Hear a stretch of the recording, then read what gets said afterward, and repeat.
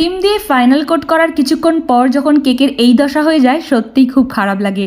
আর খারাপ লাগে এই কারণে যে এর ওপর দিয়ে যদি আবার আমরা স্ক্র্যাপার চালাই তাহলে কিন্তু কেকের মধ্যে যে স্মুথ ফিনিশিংটা ছিল সেটা কিন্তু আর থাকে না। আর যতক্ষণ না কেকটাকে কাস্টমারের হাতে ঠিকঠাকভাবে তুলে দেওয়া হচ্ছে, সত্যিই বলছি চিন্তার তো আর শেষ থাকে না। তাই কিন্তু আমি এক্সট্রা করে ক্রিম রেখে দিই, আছেই যদি রাস্তায় কেকটা ডেলিভারি করার সময় খারাপ হয়ে যায় যাতে আমি তাড়াতাড়ি করে কেকটাকে আবারও ঠিকঠাক করতে পারি, সেই কারণেই কিন্তু আমি এক্সট্রা করে ক্রিম রেখে দিই। আর এখন যে আমি কেকের উপর ফন্ডেন্টের কাজগুলো করছি, এই কাজগুলো কিন্তু আমি ডেলিভারি করার আধ ঘন্টা আগেই করি। তা না হলে কিন্তু ক্রিমের উপর যদি আমরা ফন্ডেন্ট দিয়ে কাজ করি তাহলে কিন্তু ফন্ডেন্টগুলো খুব তাড়াতাড়ি গলে যাওয়ার সম্ভাবনা থাকে। তাই কিন্তু আমি ডেলিভারি করার আধ ঘন্টা আগেই কিন্তু চেষ্টা করি এই ফন্ডেন্টের জিনিসগুলো লাগানো। তো যাই হোক, আজকের এই কেকটা হচ্ছে 2 পাউন্ডের কেক, অ্যানিভার্সারি স্পেশাল। তো আজকের এই কেকের ডিজাইনটা আপনাদের কাছে কেমন লেগেছে জানাতে কিন্তু ভুলবেন না।